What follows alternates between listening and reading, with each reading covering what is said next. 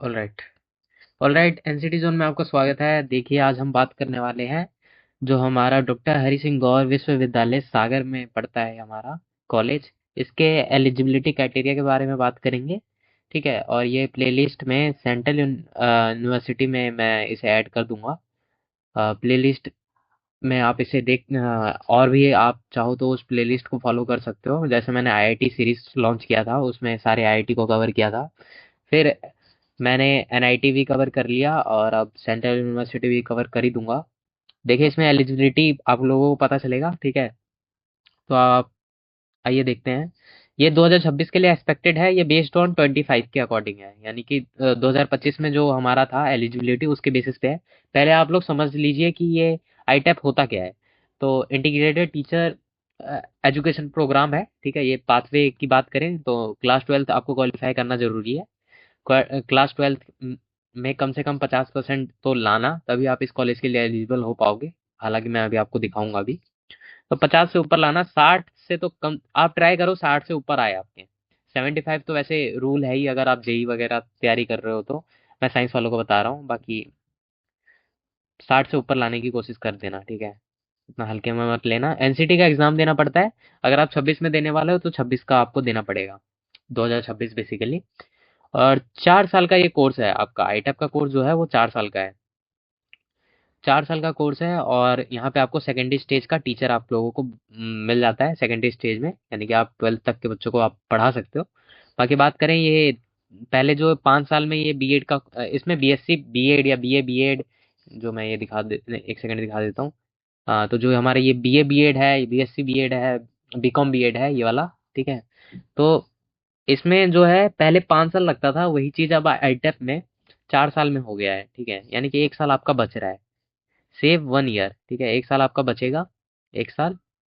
आ, और आपको secondary stage का यहाँ पे डिग्री मिल जाता है, जिससे आप 12th तक के बच्चों को पढ़ा सकते हो, 9 to 12। 9 to 12 basically. तो एलिजिबिलिटी जो है ये सिमिलर रहेगा 26 में। अब ऐसा क्यों बोल रहा हूँ, क्योंकि देखो कि इनके जो एनसीईटी का इन लोगों ने एलिजिबिलिटी निकाला था ना, उसमें ये चीज़ लिखा हुआ था। तो अ, उसमें ये चीज़ साफ साफ लिखा गया था। ठीक है, ऑलमोस्ट सेम ही रहेगा 26 में भी। 25 का जो था वही सेम रहेगा, एक्सपेक्टेड साइकिल सेम ही रहेगा। डॉक्टर हरि सिंह गौर विश्वविद्यालय जो है हमारा, सागर यूनिवर्सिटी। तो ये ऑलमोस्ट सेम ही रहेगा। कुछ फर्क पड़ेगा तो वो आपको पता है, मैं अपडेट्स द्वारा या फिर जैसे आपका काउंसलिंग चलेगा तो मैं वीडियो बना के आप लोगों को बता दूंगा। तो उतना टेंशन मत लेना। बाकी जो जो मेन मेन है ना, वो अभी आप जान लो। सेक्शन 1 चालू करते हैं, जिसमें सेक्शन 1 में हमारे पास बीए बीएड वालों का बता रहा हूँ मैं। जो बीए बीएड इस कॉलेज द्वारा करना चाहते हैं। देखिए, 50-50 हर एक सीट है यहाँ पे, हर एक सेक्शन में। मतलब बीए बीएड के लिए 50, बीएससी बीएड के लिए 50, और बीकॉम बीएड के लिए भी 50 ही है। तो बीकॉम के लिए तो सीट मिल जाता है, मतलब कि उतना कंपटीशन नहीं है। लेकिन बीए और बीएससी में थोड़ा कंपटीशन बढ़ जाता है, क्योंकि वहाँ बच्चे बहुत ज़्यादा हैं। बीकॉम के तो फिर भी लास्ट ईयर कम ही थे। सेक्शन 1 की बात करने वाले हैं, जिसमें बीए बीएड कोर्स स्ट्रक्चर के बारे में बात करें तो डुअल मेजर सिस्टम है यहाँ पे, यानी कि 2 डिग्री आपको मिलेगी। एक एजुकेशन का, यानी कि बीएड का आपको डिग्री मिलेगा और बीए का मिलेगा, जिसमें आप मेजर आप चूज कर सकते हो। वन ऑफ द फॉलोइंग आप चूज कर सकते हो, संस्कृत, इंग्लिश, हिंदी जो भी है। और ये geography, geography, history, political science, economics, ये आप बीए में चूज कर सकते हो इनमें से। ठीक है, आगे बात करते हैं अब हम कि एडमिशन प्रोसीजर क्या है, स्टेप बाय स्टेप। अगर आप लोग जानना चाहो कि बीए बीएड में अगर एडमिशन लेना चाहते हो, तो पहले आपको एलिजिबिलिटी जो है यहाँ की, वो 50% 12th में आपके पास होना चाहिए मिनिमम। उसके बाद बात करें कि एनसीईटी 2026 देना जरूरी है, उसमें सातों सब्जेक्ट में अपियर होना जरूरी है। अब 7 सब्जेक्ट कौन कौन से है वो मैं अभी आपको बताऊंगा, वीडियो में बने रहो।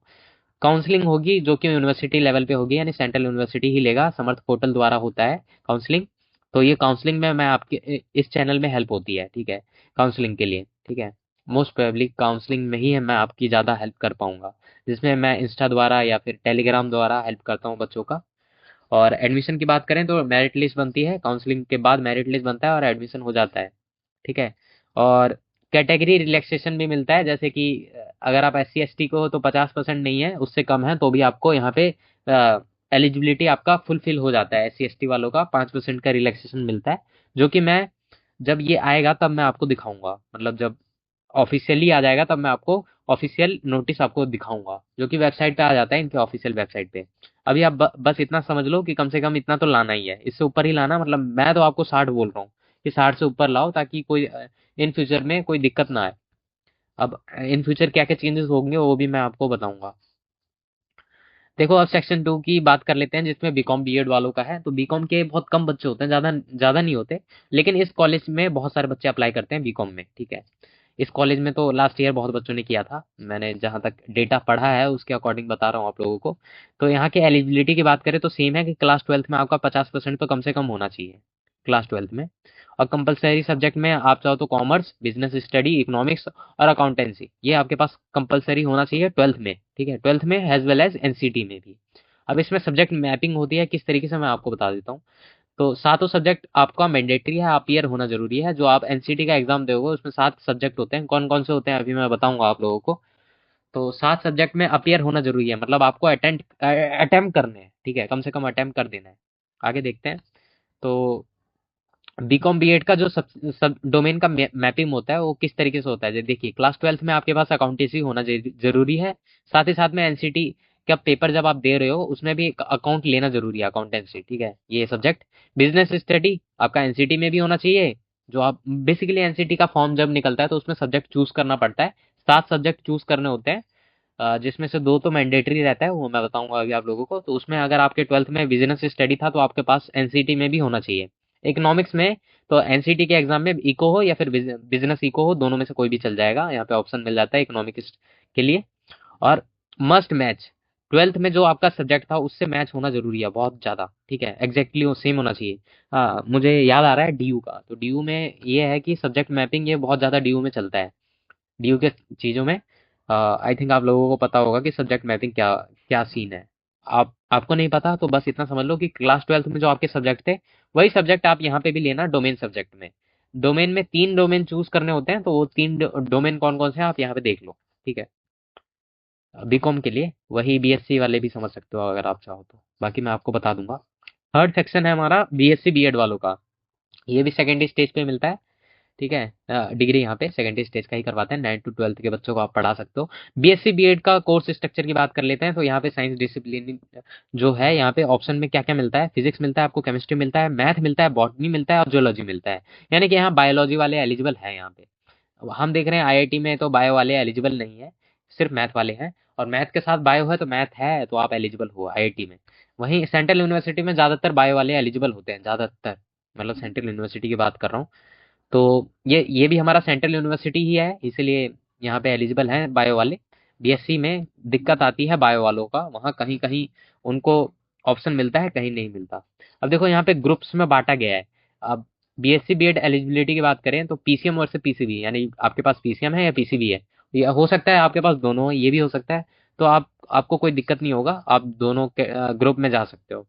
पीसीएम ग्रुप की बात करें तो फिजिक्स केमिस्ट्री मैथ, यानी कि आपके पास 12th में होना जरूरी है। और साथ ही साथ एनसीटी का डोमेन आप दोगे, एनसीटी का सब्जेक्ट जो आप चूज करोगे उसमें भी आपके पास फिजिक्स केमिस्ट्री मैथ होना जरूरी है।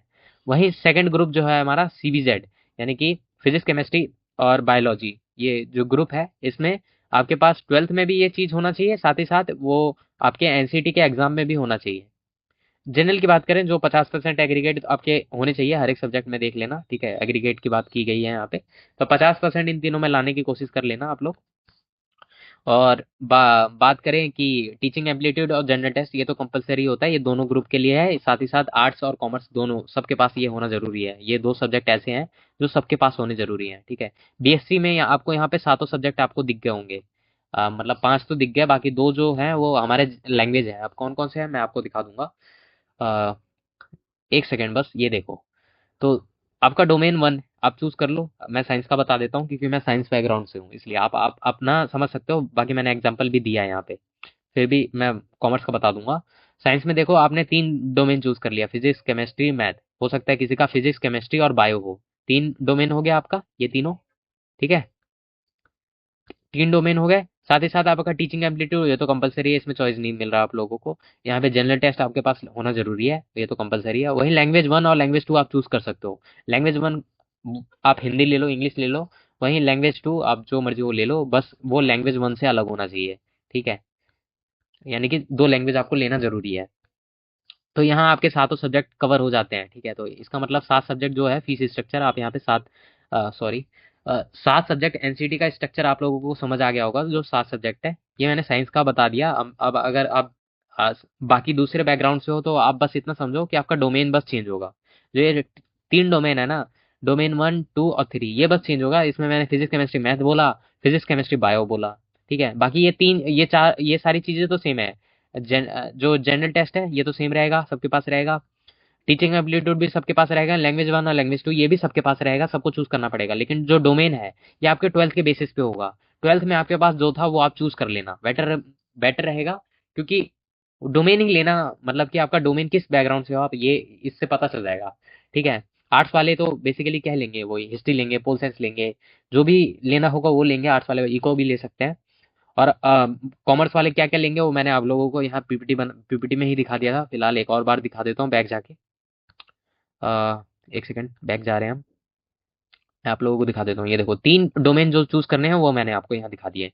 जो आपके 12th में थे वही आपके एनसीटी एग्जाम में भी होने चाहिए। इस बात का ध्यान रखना। अगर 12th में आपके पास जो है वही लेना है एनसीटी के एग्जाम के लिए, ठीक है। चूज करना पड़ता है, ये चूज करना पड़ता है, फॉर्म भरना पड़ता है। बच्चों को प्रॉब्लम आती है तो मैं आप टेंशन मत लेना। आप इंस्टा पे जुड़ सकते हो या फिर टेलीग्राम पे जुड़ सकते हो। हमारे चैनल का नाम डाल देना, वहाँ आप फर्स्ट पे ही आ जाएगा, ठीक है। बाकी आप मेरे से बात कर सकते हो इंस्टा पे, डीएम कर सकते हो डायरेक्ट। बहुत सारे बच्चे बात करते हैं। लास्ट ईयर तो बहुत ज्यादा बच्चों ने किया था, काफी सारे बच्चों का तो जवाब तक नहीं दे पाया था। चलो छोड़ो, आगे बढ़ते हैं।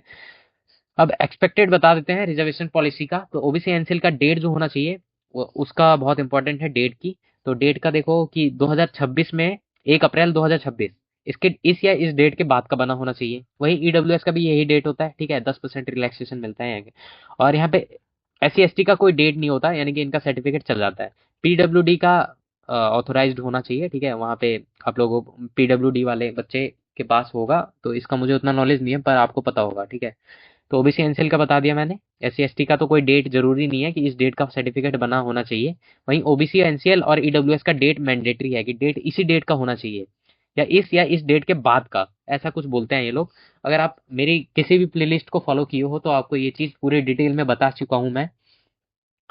अगर आप फर्स्ट टाइम देख रहे हो तो फिर आप टेंशन मत लो। जैसे ही इस कॉलेज के द्वारा नोटिस आएगा मैं आपको वीडियो द्वारा बता दूंगा कि किस डेट का होना चाहिए। फिलहाल मैंने बता दिया कि 1 अप्रैल 2026 के बाद का होना चाहिए।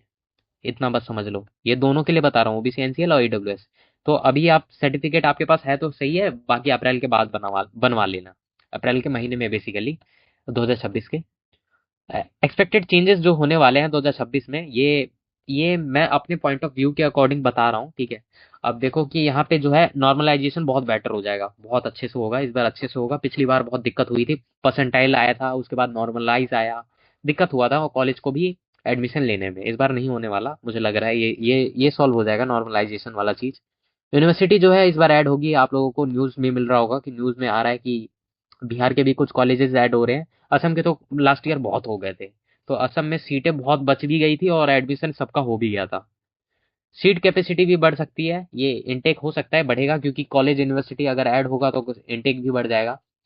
और नए सेंटर्स भी आएंगे। अगर आप एग्जाम देने के लिए आपके एरिया में नहीं है, दूर जाना पड़ता है, तो हो सकता है सेंटर्स आ जाए, ऐसा चांसेस है, ठीक है। और डोमेन का क्लैरिटी, क्लियर रहोगे आप डोमेन से, डोमेन को लेकर आपको मैपिंग जो है अवॉइड किया जाएगा, कंफ्यूजन ये ना हो इसके लिए पूरा अपडेट इस बार आएगा, ठीक है। ये चेंजेस हो सकते हैं 2026 की बात कर रहे हैं तो। आगे देखते हैं अब। तो समरी की बात कर लेते हैं। जो आपको ध्यान में रखना है कि 50% कम से कम आपके 12th में होने जरूरी है। डोमेन सब्जेक्ट की बात करें तो आपके 12th के साथ मैच होना चाहिए। ये चीज आप बस ध्यान रखना कि 12th में जो आपके पास डोमेन था वही होना चाहिए, ठीक है। क्योंकि मैपिंग का सीन क्रिएट हो सकता है इस कॉलेज के लिए। एनसीटी का एग्जाम देना बहुत जरूरी है, क्योंकि यहाँ पे डायरेक्ट एडमिशन नहीं होता है। एनसीटी के बेसिस पे मेरिट लिस्ट बनती है, उसके बेसिस पे एडमिशन होता है। सातों सब्जेक्ट का जो सातों सब्जेक्ट है हमारे, वो सातों सब्जेक्ट आपको देना जरूरी है। तो अगर आपने अभी तक प्रिपरेशन स्टार्ट नहीं की तो कर देना।